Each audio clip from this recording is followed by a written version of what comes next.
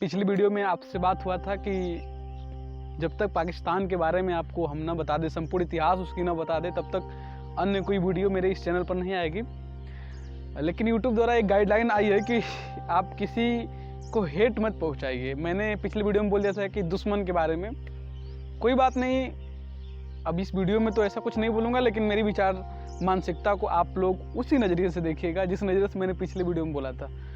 तो चलिए शुरू करते हैं। पिछले वीडियो में हम आपको बताए थे कि रहमत प्लान क्या है, बाल्कनाइजेशन, कैसे पाकिस्तान सबसे बड़ा देश हो गया, उसके नीचे उस्मानिस्तान, बांगिस्तान, छोटे छोटे देश, छोटे छोटे हिंदू के देश। ऐसे बात हुआ था हम लोग के बीच कि पाकिस्तान सबसे बड़ा देश रहेगा, उसके नीचे सब संचालित होंगे। तो कौन मुसलमानों को भड़काया, किसके चलते पाकिस्तान बना, किसकी जीत थी? हम लोग मॉडर्न इसमें जानते हैं, आधुनिक युग में, वर्तमान युग में हम लोग जानते हैं कि मोहम्मद अली जिन्ना इसके सबसे बड़े कारण थे, ये भी थे बहुत बड़े कारण। 90% मैं भी इनका समर्थन करता हूँ, लेकिन अगर आप हिस्टोरियन की बात मानेंगे, इतिहासकार की बात मानेंगे, तो रहमत अली, लियाकत अली और सर सैयद अहमद खान, ये 2-3 लोग थे। इनकी मानसिकता बन गई थी कि भैया मुसलमान अलग राष्ट्र बनाएंगे, अलग देश बनाएंगे, ये मानसिकता हो गई थी। अब देखिए, समय था 1700 का, 1700 ईस्वी चल रही थी और उस समय उर्दू का विकास हो रहा था। उर्दू भाषा अरबी, फारसी, हिज्र, ये 3 भाषाओं को मिला देंगे तो उर्दू बनेगा। अर्थात अगर हम साधारण भाषा में बोलें तो हिंदी में से संस्कृत निकाल देंगे तो उर्दू बनेगा। तो मुसलमानों को ये बताया गया कि भैया उर्दू आपकी मातृभाषा है, उर्दू आपकी लैंग्वेज है, ये केवल आप बोल सकते हैं, तो उर्दू आप बोलिए। रहन सहन अलग रखिए हिंदुओं से। उसमें जरा भी कोई शक की गुंजाइश नहीं थी कि मुसलमानों को हिंदुओं के प्रति भड़काया जाने लगा। रहमत अली विदेशों में पढ़ता था, वहाँ से उसने मानचित्र मतलब डायग्राम बनाना स्टार्ट किया, नक्शा बनाना स्टार्ट किया, और उसने मोहम्मद अली जिन्ना और लियाकत अली इन दोनों लोग को इंडिया में भेजा। 1900 लगभग 1938-39 की बात है। उस टाइम पे लॉर्ड माउंटबेटन गवर्नर जनरल थे, हमारे वायसराय थे हमारे देश के। उस समय जब इंडिया था, ब्रिटिश ईस्ट इंडिया था उस समय, क्या हुआ कि मोहम्मद अली जिन्ना इस मांग पर अड़ गए कि नहीं, हमें एक अलग देश चाहिए। अब प्लान ये चल रहा था कि मुसलमानों के लिए एक अलग देश बन जाए, और उसके बाद जो छोटे छोटे हिंदू देश रहेंगे इसमें भी दंगा भड़का के, जैसे हैदराबाद, जूनागढ़, कश्मीर, ऐसे ऐसे देशों को दंगा भड़का के छोटे छोटे देश को अस्थिर माहौल बना के रखा जाए कि जो भी हो पाकिस्तान सबसे बड़ा हो। मोहम्मद अली जिन्ना ये सोच रखते थे। आज के डेट में पाकिस्तान इतना सा रह गया है, छोटा सा रह गया है, लेकिन उस टाइम में 562 रियासत थी। उस टाइम में प्लान ये चल रहा था कि पाकिस्तान सबसे बड़ा रहेगा और बाकी ये लोग टूट जाएंगे। अब यहाँ पर सरदार वल्लभ भाई पटेल, उनको श्रद्धा सुमन अर्पित है, नमन है कि उन्होंने हमारे देश को एकजुट करके रख दिया। सरदार वल्लभ भाई पटेल की दूरदर्शी मानसिकता के चलते आज भारत इतना बड़ा देश है। हम लोग का कश्मीर से लेके कन्याकुमारी तक और गुजरात से लेके नागालैंड तक, अरुणाचल प्रदेश तक, हम लोग इतने बड़े विशाल साम्राज्य इसलिए हैं सरदार वल्लभ भाई पटेल के चलते। मोहम्मद अली जिन्ना अपने मांग पर अड़ गए। उधर प्लान ये चल रहा था कि जवाहरलाल नेहरू भी अपनी मांग पर अड़ गए कि नहीं, हम भी प्रधानमंत्री बनेंगे। ये भी देखिए क्या है ना कि 2-3 लोग ऐसे व्यक्ति, हमारे बोलना तो कुछ नहीं चाहिए, लेकिन ऐसे व्यक्तित्व के लोग थे, केवल अपने स्वार्थ के लिए देश को बांटने पर तैयार हो गए।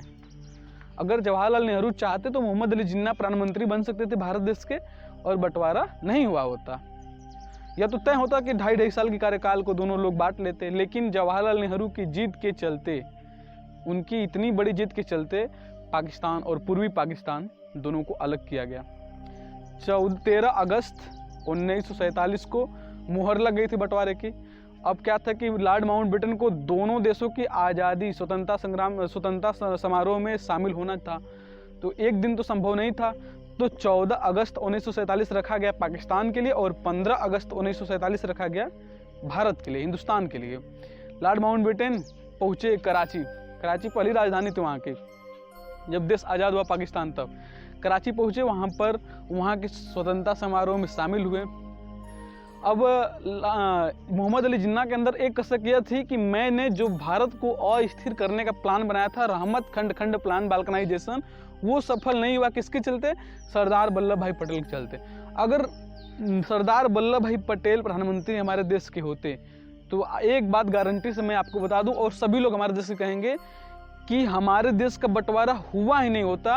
मोहम्मद अली जिन्ना, लियाकत अली, सर सैयद अहमद खान को नज़रबंद किया जाता और बाकी कुछ वर्ष बाद इन्हें रिहा कर दिया जाता।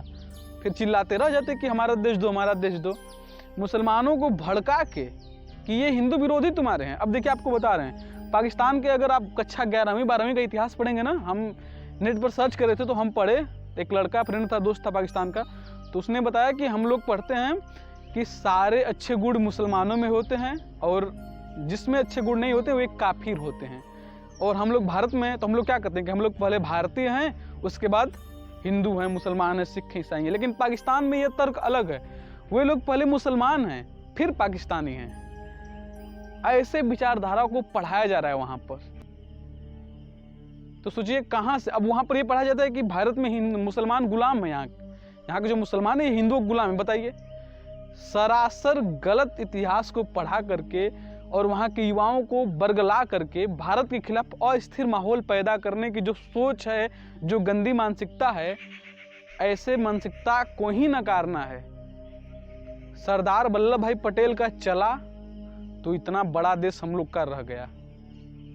आज बहुत लोग विरोध करते हैं ना, बहुत लोग बोलते हैं कि अरे मोदी जी ये कर रहे हैं, योगी जी ये कर रहे हैं। अरे भैया, एक मानसिकता होनी चाहिए, उसके बाद जो भी बात हो। मैं किसी पार्टी को समर्थन नहीं कर रहा हूँ, ये मेरी बात से आपको समझ जाना चाहिए। तो ये था पाकिस्तान का वो इतिहास जो बरगला के बनाया गया।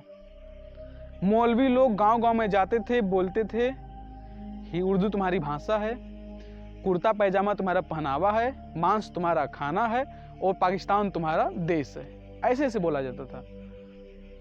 अगली वीडियो में बनाने वाला हूँ 20 ऐसे फैक्ट आपको बताने वाला हूँ, 20 ऐसी बातें जो आप नहीं जानते हैं बंटवारे से जुड़ी। एक बात मैं आपको बता दे रहा हूँ अभी, जस्ट देख लीजिए, और उसके बाद 19 बातें अगले वीडियो में आएगी मेरी। जब बंटवारा हमारे पाकिस्तान के देश का हो रहा था तो उस टाइम पंजाब के लोग को, पंजाब आधा पंजाब पाकिस्तान है, आधा पंजाब भारत में, तो पंजाब के लोग को ये पता ही नहीं था। और पश्चिम बंगाल के लोग, बंगाल जो आज पश्चिम बंगाल है ना, उसमें बंगाल कहा जाता था। बंगाल और पंजाब के लोगों को पता ही नहीं था कि हम भारत में हैं या पाकिस्तान में। इस वजह से जो हिंदू समझ रहे थे बंगाल, पाकिस्तानी पंजाब के साइड में कि हम तो हिंदुस्तान में हैं, वो इसी वहम में रह गए। वहाँ पर लोग बोलते हैं ना कि हिंदू क्यों रह गए पाकिस्तान में, क्यों नहीं आए, वे इसलिए रह गए क्योंकि उनको पता ही नहीं था कि ये जो हिस्सा है मेरा वो हिंदुस्तान में है कि पाकिस्तान में है। इस कारण से हिंदू पाकिस्तान से वापस नहीं आए। जो चिल्लाते हैं लोग ना, क्यों रुके पाकिस्तान में, क्यों रुके, ये असली कारण था। बहुत से लोग को, एक सर्वे हुआ तो उसमें पता चला कि लगभग 60% लोग को पता ही नहीं था कि हम हिंदुस्तान में हैं कि पाकिस्तान में हैं। बंगाल के साइड में जो बांग्लादेश के ढाका साइड है, नोआखोली साइड है, उन लोग को पता ही नहीं था कि हम पाकिस्तान में हैं कि हिंदुस्तान में हैं। और इसी वहम के चलते वो वहाँ पर रुक गए कि चलिए हम तो हिंदुस्तान में हैं, और यहाँ के भी कुछ मुसलमान इसलिए रुक गए कि चलिए हम तो पाकिस्तान में हैं। ये थी सच्चाई। ऐसे ही आपको 20 फैक्ट, 20 बातें, अनसुनी बातें अगली वीडियो में आने वाली है। प्लीज़ इस वीडियो को लाइक कीजिए, चैनल को सब्सक्राइब कीजिए और वीडियो को शेयर कीजिए। प्लीज़ प्लीज़ प्लीज़, ये मेरा आपसे रिक्वेस्ट है, प्लीज़ रीच मेरी बढ़ा दीजिए। तो धन्यवाद, जय हिंद।